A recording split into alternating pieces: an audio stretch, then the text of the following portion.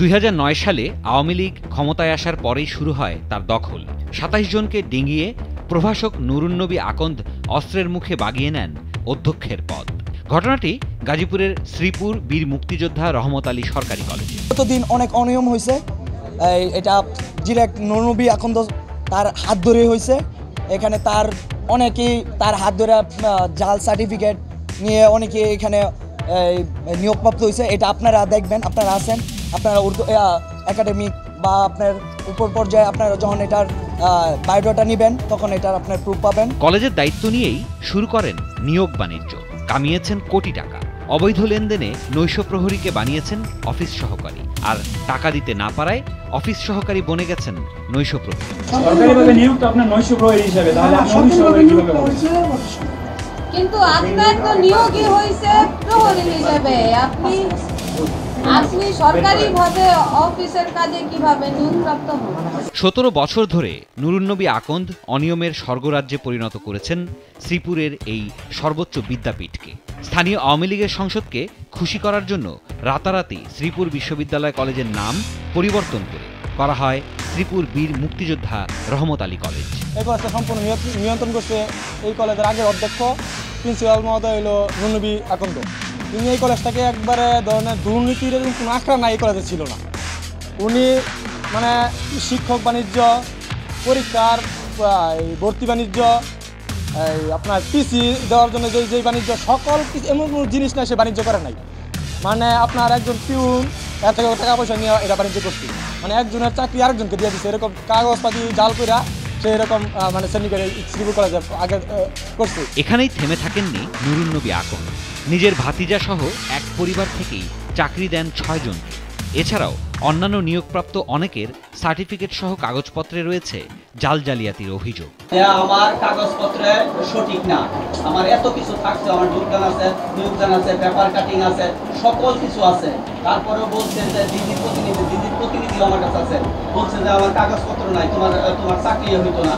দেখি আমি চেষ্টা করি, পরে 40,000 টাকা দিচ্ছি। এরপর আওয়ামী লীগ সরকার পতন হয়। বৈষম্যবিরোধী ছাত্র আন্দোলন ও কলেজ শাখা ছাত্র দলের নেতাকর্মীরা অভিযোগ নিয়ে প্রিন্সিপাল প্রফেসর পিয়ারা নার্গিসের কাছে যান। তুলে ধরেন নুরুন্নবী আকন্দের নানা অনিয়ম দুর্নীতির তথ্য।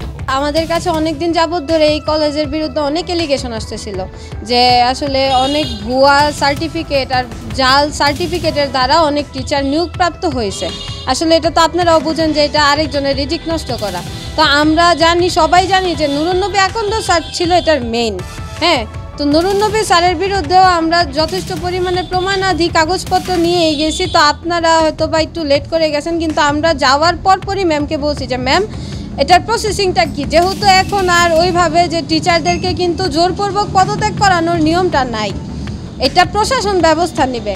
আমরা ম্যাডামকে বলছি যে ম্যাম আমরা আপনাকে ওনাদের কাছ থেকে সার্টিফিকেট এবং যা যা কাগজপত্র নিয়োগের জন্য প্রয়োজন হয় আমরা আপনাকে এনে দিচ্ছি, আপনি এটা দেখে যাচাই বাছাই করে এটা ডিজিতে পাঠান তদন্তের জন্য। ডিজি যদি মনে করে যে না এটা নিয়োগ অবৈধ, তাহলে সাসপেনশন অর্ডার যেটা আসে ওখান থেকে। এটার জন্য আপনার যতটুকু সহযোগিতা দরকার আমি আশা করি আপনি সহযোগিতা করবেন। ছাত্রদল নেতারা বলছেন দুর্নীতি আর অনিয়মেই থেমে থাকেননি নুরুন্নবী আকন্দ।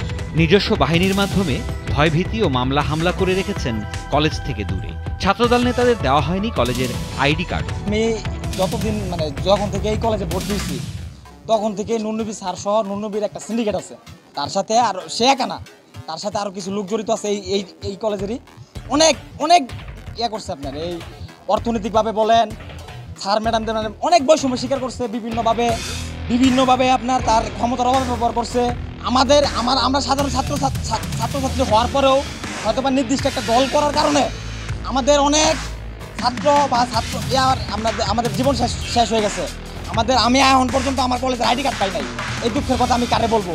উনি এরকমভাবে বৈষম্য স্বীকার করছে, আমরা ক্যাম্পাস তো দূরের কথা, ক্যাম্পাসের আশেপাশে আমরা ঢুকতে পারতাম না। ছাত্রলীগদের দ্বারা বা তার একটা নিজস্ব একটা বাহিনী ছিল, ক্যাম্পাসের ভিতরে তার একটা নিজস্ব বাহিনী ছিল, সে এই দ্বারা তারা নিয়ন্ত্রণ করতো। আমরা ক্যাম্পাস দূরের কথা, ক্যাম্পাসের আশেপাশে ঢুকতে পারতাম না। বিরোধী মত তো আছেই। এই 17 বছরে কয়েক কোটি টাকার বাণিজ্য করছে, নিয়োগ বাণিজ্য বলেন, এই একাডেমিক বাণিজ্য বলেন, এই যে ভবন বাণিজ্য বলেন, সকল পর্যায়ে যারা মানে আপনার সার্টিফিকেট অনুযায়ী যারা যোগ্য না, এরকম ব্যক্তিরাও সে টাকা খায়া দুর্নীতি করে চেয়ারে বসাইছে। 1 বছর আগে প্রিন্সিপাল হিসেবে নিয়োগ পেয়েছেন প্রফেসর পিয়ারা নার্গিস। আজও নুরুন্নবী তাকে বুঝিয়ে দেননি কলেজের কাগজপত্র। ছাত্রদের অভিযোগগুলো শিক্ষা মন্ত্রণালয়ের ডিজি বরাবর পাঠাবেন বলে জানিয়েছেন তিনি। দ্বিতীয়ত হলো সে সোশ্যাল ওয়ার্ক করতে পারবে, কিন্তু সেগুলো টাকা পয়সা নিতে হবে। যেমন ধরো আমরা লায়ন্স করি, আমরা অনেকে ওভার করি, কিন্তু এগুলো আমরা করতে পারি, কিন্তু টাকা নিতে পারবো। যেমন ধরো আমি একটা পত্রিকা একটা লেখা দিলাম, কিন্তু এটা বিনিময়ে টাকা নিতে পারবো। আমি পত্রিকা আমরা কিন্তু চাকরি করতে পারবো, আমরা সাংবাদিক লেভেলের থাকতে এটাও অবৈধ করতে হবে, এটাও এদিকে গত 5 আগস্ট আওয়ামী লীগ সরকারের পতনের পর থেকে গা ঢাকা দিয়েছেন নুরুন্নবী।